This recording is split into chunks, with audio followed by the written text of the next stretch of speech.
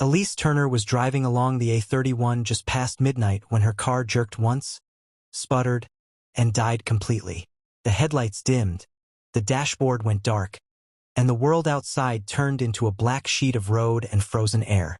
She tried the ignition, nothing but a dry clicking sound. Her phone showed no service. Wind hissed across the empty fields. No houses, no traffic, not even distant lights. Just cold, heavy darkness. Then she saw it. A faint yellow glow up ahead. Petrol station. Old. Lonely. The kind you don't see anymore. Relief washed over her as she walked toward it, boots crunching on the icy tarmac.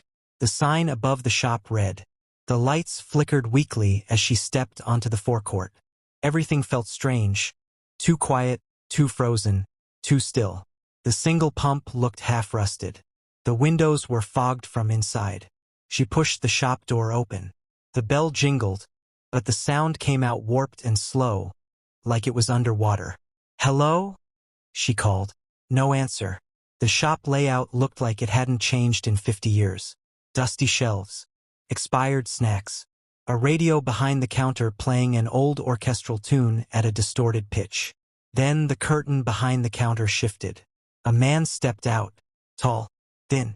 Pale skin stretched tight across his face. Wearing a 1950s petrol attendant uniform. The name patch read, Miller. He smiled too widely. "Evenin', miss. Trouble with your car?" "Yes, it broke down." "Do you have a phone?" "No phones here. Haven't for a long time." She swallowed. Do you sell fuel cans at least?" He pointed to an aisle. "Left side." She walked down it, grabbed a red jerry can, and when she turned back, the man was much closer. She hadn't heard him move. His eyes were fixed on her now, unblinking. "Elise," he said softly. Her stomach dropped. She hadn't told him her name. How do you know who I am?" The radio shrieked with static. A whisper hissed through it. "She's here. Don't let her go." "Should get back to my car," she said, backing away. The lights overhead flickered violently, then went out. Complete darkness swallowed the shop. She heard breathing, not one person's. Many. Fast. Close. Something brushed her coat. She spun, heart hammering. "Hello? Who's there?" No answer. A faint glow appeared at the end of an aisle. A lantern flame. It hovered at chest height, but no hand held it. Just floating. The flame moved closer, revealing silhouettes behind it. Tall, thin figures crowded between shelves. Their limbs were too long. Their heads tilted at unnatural angles. Their faces were pale blurs except for dark, empty eye sockets. Elise stumbled backward. Something whispered right beside her ear. "Stay with us." She screamed and ran, slamming into shelves, knocking tins over, pushing blindly through the dark. Hands, cold, bony, grabbed her jacket, her hair, her arms, but she tore herself free and jumped over the counter. The attendant stood behind it now, smiling, lantern in hand, flame glowing sickly blue. "You walked into the wrong place," he whispered. Elise pushed through the back curtain and froze. Bodies. Dozens. Standing upright like mannequins. Frozen stiff. Skin blue. Eyes wide open in silent terror. Their hair and lashes coated with frost. Her breath choked in her throat. A plaque above them read, "The ones who stayed." A hand gripped her shoulder. She spun and smashed a metal rod into the air. It hit something soft. A hiss echoed around her. She bolted through the back door and nearly fell. The station outside looked different. Rotting. Collapsing. Windows boarded. Lights destroyed. No yellow shop glow. No working pump. It looked abandoned for decades. Her car was gone. The road was gone. Only an endless white field of snow stretched around her. Slow footsteps crunched behind her. She turned slowly. The attendant stood a few feet away, smiling wider than any human could. Behind him, the long-limbed shadows emerged one by one from cracks in the building, from under the pump, from behind the boarded windows. They were surrounding her. "You can't leave," he said softly. "People don't leave Miller's. They become part of it." The blue lantern flame swelled, lighting the figures around him. Their hollow eyes locked onto her. Elise ran. Snow swallowed her steps. The wind howled.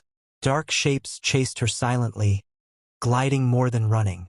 The last thing she felt was something cold, ice cold, closing around her throat. Her scream froze in the air. By dawn, the petrol station looked as abandoned as ever. No footprints, no lights, no sound. Just the old sign creaking gently in the winter wind, waiting for the next unlucky visitor. It was nearly midnight when Hannah convinced her husband, Louis, to stop for fuel. They had been driving for hours, trying to reach her parents' house in the Cotswolds before the weather turned worse. The fog on the motorway had grown thick like wet wool, and both of them were exhausted. When the glow of a small, lonely petrol station appeared in the fog, they both exhaled. "Thank God," Louis said, turning into the nearly empty forecourt. Only one pump flickered with a dying fluorescent light, buzzing like an angry insect. The rest of the station was dark, as if half of it had been abandoned years ago. "Looks dodgy," Hannah murmured. "Just a quick fill. We'll be out in 2 minutes." Louis stepped out into the freezing air while Hannah stayed inside, scrolling her phone. The fog swirled around the pumps, thick enough to hide a person. The only sound was the wind sliding across the metal roof canopy. Then Hannah saw someone. A man, tall and thin, standing near the pump behind Louis. His clothes looked wrong somehow, like he was wearing a petrol station uniform from the 1980s. His skin looked gray under the harsh light, and his eyes were too wide, too focused on Louis's back. Hannah leaned forward. "Lou, someone's behind you." Louis glanced around. "No one." He shrugged. "Probably your reflection in the glass, hon." "No. I'm telling you." She stopped. The man had moved. He was now standing at the edge of the fog, closer to the kiosk. His head snapped toward her as if he heard her speak. Hannah's stomach dropped. Louis replaced the nozzle and went inside to pay. Hannah watched the fog, scanning for the man, her heartbeat rising into her throat. When Louis came back out, he was pale. "What happened?" she asked. "The guy inside, he told me not to stay long. Said they don't like visitors after midnight." "Who?" "The attendants. Except there's only one attendant. Old man. Looks half asleep." Louis swallowed. He said, "If you see anyone standing near Pump Lane, don't look them in the eyes." Pump Lane. Hannah looked at the ground. Faded paint on the forecourt spelled Pump Lane. The pump Louis just used. "Lou."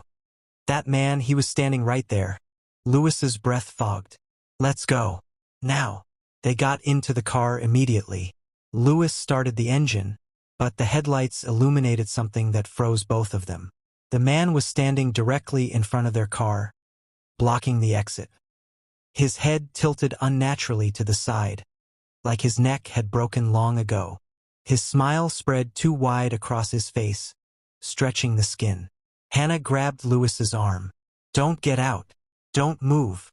The man stepped closer, slow and jerky, lifting a hand to tap the bonnet. "Top, top, top." Each tap echoed like a hammer on metal. "Reverse," Hannah whispered.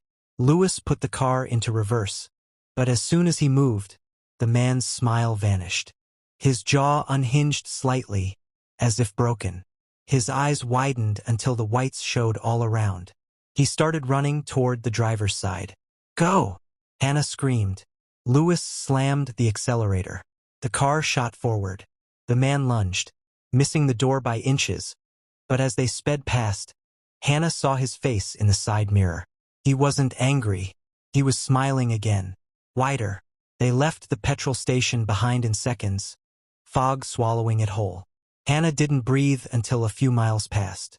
But then, a tapping sound. Top, top, top. On Hannah's window, her blood ran cold. The fog outside hid everything, but she could see it. A pale hand sliding down the glass, leaving a trail like frost. "Louis?" she whispered shakily.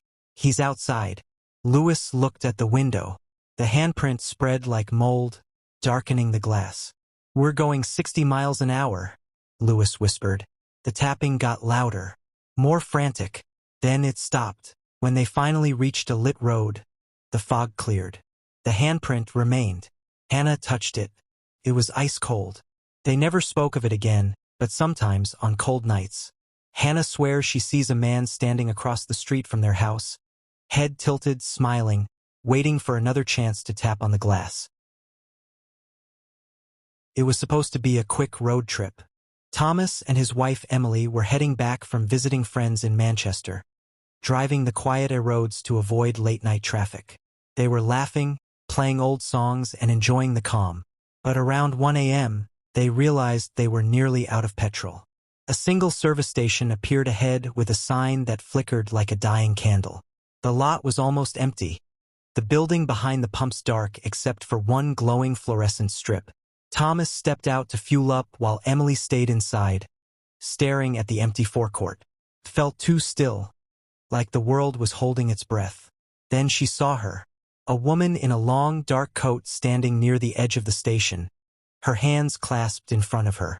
Her head was bowed, hiding her face with tangled hair. Emily frowned. "Thomas, do you see that woman?" Thomas replaced the nozzle and followed her gaze. "Yeah, probably needs help." "Don't. Something feels off. She might be stranded. It's freezing out." He gave her a reassuring smile. "I'll just ask." But as he walked toward the woman, Emily felt the same creeping dread you feel in a nightmare where your legs won't move. She opened her door. "Thomas, wait." He didn't. When he reached her, the woman lifted her head. Her eyes were wide and wet, reflecting the station lights like glass. Her lips trembled. "My car broke down," she whispered. "I need a lift. Please. It's only a few miles down the road." Thomas, being the kind-hearted idiot he could be, immediately turned. "Emily, we can help her." Emily shook her head fiercely. "No. No lifts this late. And she wasn't there a second ago. I swear she just appeared." The woman stepped forward slowly. "Please. Can't be alone. Not again." Emily felt her stomach tighten. Something wrong radiated from the woman. Not fear, but hunger. Desperate hunger. "Thomas, get in the car. Now." Thomas hesitated. The woman reached out and placed a hand on his arm. Emily saw his entire body jolt as if cold shot through him. Thomas gasped. "Don't touch her," Emily shouted, running over. When she reached them, Thomas was frozen, staring blankly. The woman's hand was still on him, but her face had changed, her eyes blackened, her mouth widening with impossible glee. Emily grabbed Thomas's arm and pulled. "Please, let him go." The woman tilted her head. "I just want a lift. Come with me. Both of you." Emily's heart hammered. "Thomas, move." Thomas blinked like someone waking from a trance. Emily yanked him back. The woman stepped closer, her coat opening slightly, revealing something moving underneath the fabric. Something pale, twitching, and boneless. They ran. The woman glided behind them without footsteps, whispering, "Just a lift. Just a lift." They dove into the car.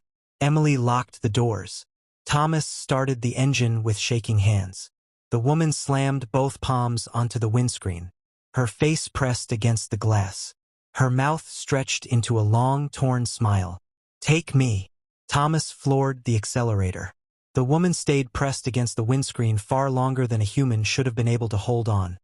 Her hair whipping like black streamers, her face distorted with fury, before she finally peeled off and vanished into the fog.